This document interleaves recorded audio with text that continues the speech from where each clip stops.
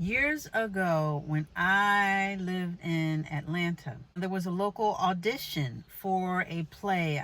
The name of the play escapes me, but it's a well-known play.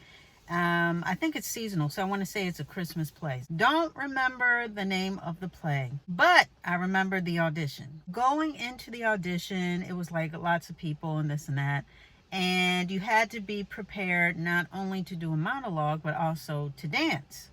Now, I just have to tell y'all that I am not a professional dancer. I'm just not. However, I do have theater training, and I do a little two-step here and there, which was part of the training that I received. But at the same time, that was not the focus of my training. I'm into drama and not into the hoofing and the tapping and the whatever. So anyway, so I go in there, and I have to tell you, I knew as soon as we got into that gymnasium that I was in trouble, because the guy came in and he was like, okay, so we're going to do this and that. I want you to follow my steps, and I'm going to show you a couple things, and then I'm going to break you guys up, and I want y'all all to do the steps that I'm doing. So he stands in front of all of us and he shows us the dance. He's like, all right, I want you to do this. You swing your hips. You're doing this. Ha, cow, this and that, whatever.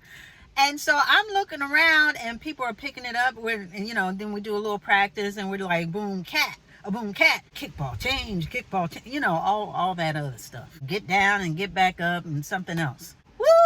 Now, if I had had any sense, I would have walked out right then and there. But I was determined to see it through, because I'm not one who readily gives up. I just got to see it through. I mean, that's just my personality. I like to just follow through and finish with the things that I started. So with that in mind, after they taught us to dance, they said, okay, we're going to do this in front of the director and get it ready and yada, yada, yada. Now, I don't remember what came first, whether it was the monologue or whatever, because the monologue, I killed the monologue, in my opinion, at least. But the dancing, honey, when they said, all right, 1 and a 2 and a, honey, they started dancing, arms were flailing, and people were spinning. People were doing the boom cap while I was doing the kickball change, and then people were going down while I was going up. I was totally out of step in every way. I was so winded, and people were just whizzing and swirling and twirling. Kickball change, swerve, hip, hop, boop, bop, bop. And here I am, looking like I needed some oil slid to me, because I looked very rusty and very out of place, and I was definitely out of step. Now, remember, this is in front of the director. This is in front of the man who's going to choose the peoples that's going to be in the play. And it was so funny. I was so winded. When we stopped, I was like, put my hand on my hip, and I was like, and I'm looking around like, yeah, okay, I did it. What did I do? I have no idea. I literally laughed at myself. Now, I didn't hee-haw right then and there. I sort of giggled to myself, because I can only imagine what I looked like. And the guy did say, one of the directors, one of the guys that I guess does the choosing, he's like, okay, that was, I don't think he said interesting, but he said something else that wasn't a compliment, but it wasn't a diss 100%. It was sort of like, let me be nice to this person. Let me just be nice to this woman, because she did her best. I don't remember what he said, but it was sort of like, okay. So I stifled a little laugh to myself. But afterwards, when I left, I sat in my car, and I already knew that was pretty much it. That was curtains as far as me getting a part in the play. But I sat in my car and I just laughed. I had to laugh, because like I said, I could only imagine what I looked like, because what I felt like I was all over the place. And I really was. And then had the nerve to put my hands on my hips at the end and do a ta-da, like, ha, try to put some flavor on it at the end, like I really was killing it. And I did not kill it. I didn't even stomp it out. I did not even heard it a little bit. It was just so funny to me. I had to laugh. I laughed at myself. I laughed at the experience, but I was proud of myself that I did not leave and I did not go running with my tail between my legs. I did the best that I could at that particular time, which wasn't good at all. And I laughed. I had to laugh at myself. I think I've always been that way. I've always been able to find humor in certain situations. Not that I found everything funny, but when I was a kid, I was more able to laugh at myself in certain situations and not take so much on personally. You know what I mean? As a personal affront. Maybe see the humor in a lot of stuff that may have happened to me, or at least not take it as seriously. For the most part, I think I had a healthy sense of self. My sister always likes to bring up when it was snowing, and I didn't have any boots at that time, but my sister had boots. The snow was really high, and my mom improvised. We were about to go to school, and she didn't like us late for the school bus that we had to walk to. I think it was about a block away, like at the end of a block. So anyway, in her improvising, she took my father's galoshes and put them on my tiny feet. Now let me give you a visual. Now the galoshes weren't just the regular round toe galoshes, like a general shape, you know, of black galoshes. These were in the shape of a man's shoe. So it was narrow in the front, pretty much a dress shoe. So just imagine me, just a little itty bitty with these itty bitty feet, and my mom puts these long toe men's dress shoe galoshes on my feet. And had the nerve to send me off to school like, go ahead, ain't nothing wrong with that. Go ahead, you just trying to get to school. Go on ahead. I was so mad. When I tell you I was so mad that steam was probably coming out of my ears, and my sister cracked up. I was kicking my feet, and I'm up here grumbling, and why do I have to wear these shoes, and I'm making all this noise while we're walking to the bus stop. I kicked my foot out so hard that the galoshes came right off my foot, and my sister thought that was the funniest thing ever. Even though I was mad, I kind of played up to my sister laughing, because I knew that was funny to her, and I didn't take it too seriously. But when we got on the bus, now this is before people would say, what are those? So that was before that, but it was the same sentiment, because people looked at my feet. You couldn't help but see them. I mean, it was like clown shoes on my feet, Now this is a school bus with other young kids, and you can just imagine what they were saying. And by that time, I had already found the humor in it all, as far as not taking it personally. So what they said wasn't hurting my feelings. It was just like, okay, I'm going to laugh with you instead of having you laugh at me. I saw the funny in it. Now, as I got older, when I say older, I mean teenage years and high school, things are a little different. I did always have a sense of like this pursuit of perfection, but it really got exacerbated as I got older, and I took things just a little bit more seriously. Again, I still had a good sense of humor, but I was more into this whole perception of perfection, if you will.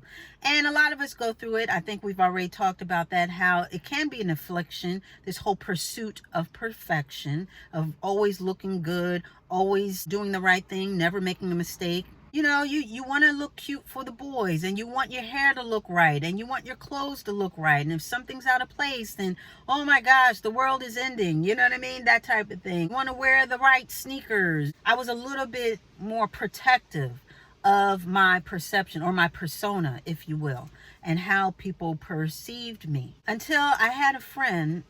He was my best friend at the time, and I just remember him basically in so many words telling me not to take things so seriously. Why are you so serious about this stuff? Like, basically whatever happens, happens. Lighten up.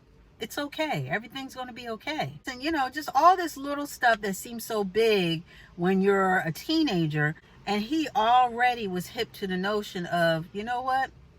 It is what it is. Just relax. Why so serious? It's okay. Things happen. And once he said that, it was just like a light bulb moment. I'm like, you know what? He's right. He's absolutely right. Everything's going to be okay. And it's an attitude and perspective that I carry with me to this day. I don't know if you guys have noticed, and those who are initiated maybe have watched a video of mine or two, especially the ones where I talk about hair. Honey, I don't take myself too seriously. I really don't. You know, I like to have fun. I like to laugh. We make up songs. We do all sorts of things. You know what I mean? So I don't take myself too seriously. I think life, besides my friend telling me that early on and imparting that to me, I think as you go through life, you just learn, at least a lot of us, learn that it's better to just roll with the punches and to laugh. Laughter is medicine. I know you've heard that before because it is. Finding the humor in situations is good. It's healthy. It helps to give you a healthy perspective on things. Laughter increases the release of dopamine in your brain and it gives you a natural high. It makes you feel good. It makes you feel good. And being able to laugh at yourself is a sense of maturity. It's also a wellness check on yourself, like a chin check on yourself that you're not perfect. You're not perfect and you're accepting of all the flaws and all the ins and outs and all the bads, all the goods, all the idiosyncrasies, all the hiccups that you can encounter. Nothing in this world is perfect, neither are you. So having a healthy sense of self, a mature look at who and what you are in this world and what you were meant to be. Being able to laugh at yourself, it gives you a certain intimacy with your being, with yourself. Again, in knowing and accepting all of your shortcomings and the beauty in who you are, to the point that no one can really weaponize it against you. You know how a lot of people like to point out your flaws and point this out. A lot of people like to knock you off your square by pointing out what's not right about you and what's not perfect about you and try and weaponize, again, all of your faults. But having a healthy sense of self neutralizes that. Whatever they think is an imperfection, whatever they think is your shortcoming, whatever they think is bad and unbecoming, you can be your own spin doctor and spin that with a laugh at yourself. A lot of us are self-deprecating, which can be to a fault because you don't want to down yourself. You don't want to disparage yourself because the point is not to have you look and feel bad. The point is to embrace everything about you. And part of it is just as simple as some things are just funny. Some things are just funny and it's just healthy to find the humor in it. Things are going to happen. You're going to trip up the stairs. I mean, Halle Berry, she was accepting, or she was at some type of banquet or award or some type of gathering where she was going up the steps to introduce somebody or just make a little speech. And here she is, beautiful, face all done, legs are shining, dressed, looking very pretty. And she tripped up the stairs. She tripped and fell on her knee, like she tripped. It wasn't a trip that you could play off, say, yeah, I meant to do that. It was a trip where I think she fell to her knees. Not only was she able to laugh at herself and her tripping up the stairs, but when she got to the podium, she even made a comment about what had just happened as well. So she was able to see the humor in that and not have that experience take over and be a negative experience. Laughter can be a way to destigmatize as well as to take the sting out of a lot of hurts in life, such as the sting of embarrassment, just like in this case of tripping or falling. She wasn't hurt, so it wasn't a thing of you're laughing at someone's literal pain, but it was a thing of, this happened, I'm going to get up and go on with the show. There is a certain humor that you can find in just about everything in life. And when you go through things like that, it is best to get up, dust yourself off, and assess the situation for what it is. And if you can find humor in it, that's all the better. But don't stay in that mistake. Just like with me dancing, missing the boom cat when they were doing the boom bat. You see what I'm saying? I was able to find the humor in it so much so that when I bring it up, I still sort of crack a smile to this day. Because it is what it is. I was not prepared, for all those steps. I was not.